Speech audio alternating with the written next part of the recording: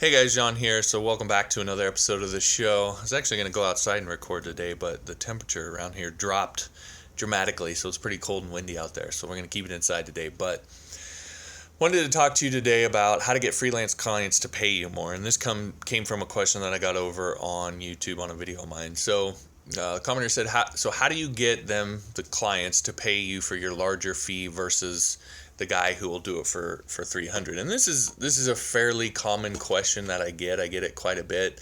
I refer to it as the low baller problem.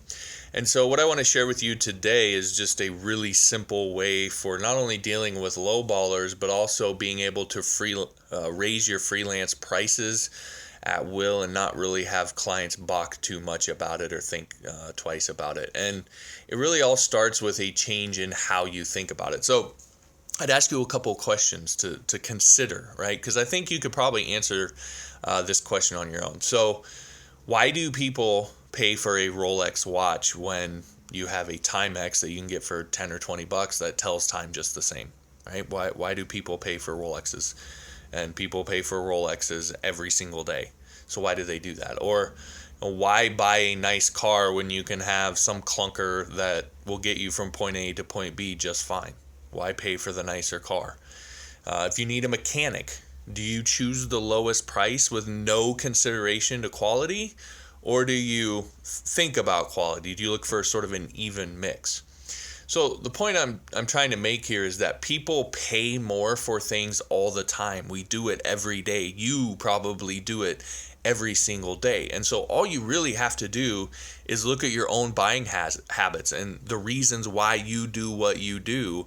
And that can give you insight into why clients do what they do and how you can ultimately charge more. Another good example is soda or pop or whatever you call it, right? Do you buy Coke brand or Dr. Pepper or whatever you drink, or do you go get the generic cola? Right, most people buy the Coke brand. Coke's a huge brand. It makes billions of dollars a year. Lots of people every single day choose to buy Coke instead of the generic cola brand. Why do they do that? Well, part of the answer is that people don't buy on price alone. Regularly, like I said, every single day. Clients are no different. So the thing that you have to do is you have to establish yourself as a product or a brand or a service provider worth investing more in. That's what Rolex has done. That's what Coke has done. That's what Mercedes-Benz and all these luxury car brands have done. That's what a good mechanic does. That's what a good freelancer does. You give people reasons why they should invest more in you, because given everything else being equal, right, if you don't do that, then yeah, a client is going to go with the lowest price because it's the lowest risk for them. But if you do a good job of your marketing, people are happy to pay more. So again, it's your job to give them those reasons. It's your job to make sure they know what those reasons are and talk about it and put it sort of in the forefront of their mind so they don't forget it.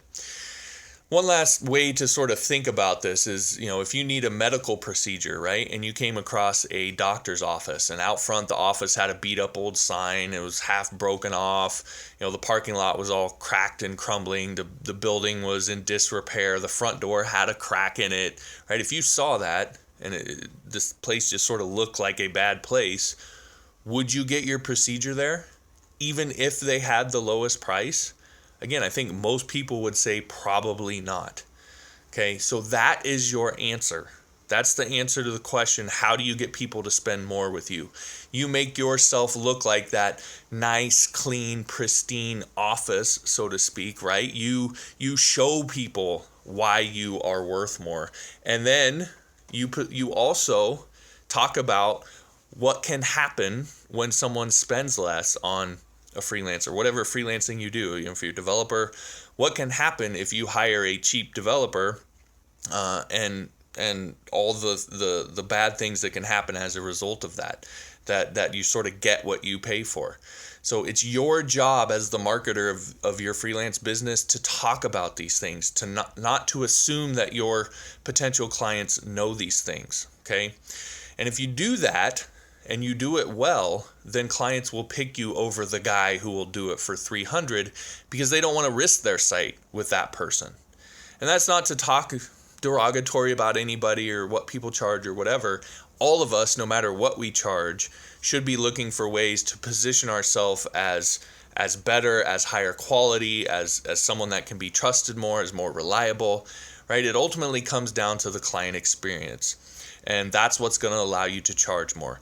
If you don't do any of that, then yeah, they're going to go with the lowest price. And I think that Seth Godin quote is pretty apt. He says, I'm paraphrasing here, but cheaper is the last resort of the marketer who can't build a better product or tell a better story, right? That's what people who aren't able to market well do, is they ultimately resort to price. Don't be that freelancer, right? Learn how to market, learn how to tell your story, learn how to do these things to set yourself apart, and then you'll be able to charge what you want, and people will happily pay those prices. So, I mean, that's sort of the what to do. Of course, if you want the how, the actual details step by step, then that's part of what I teach in my Beginner's Guide to Freelance course. It's all about positioning, picking the right niche, how to sell your services, how to, to get noticed and get people's attention and get them to look at you and so forth. It's all about positioning and marketing and establishing yourself as an authority in your niche so clients see you as that pristine, nice medical office that they all want to go to and have their operations done there. So anyway, that's what the course is about. You can get access to it for nothing over on Skillshare. Just go to johnmorrisonline.com/freelance to learn more about the course. All right, that'll do it. Thanks for watching. We'll talk to you next time.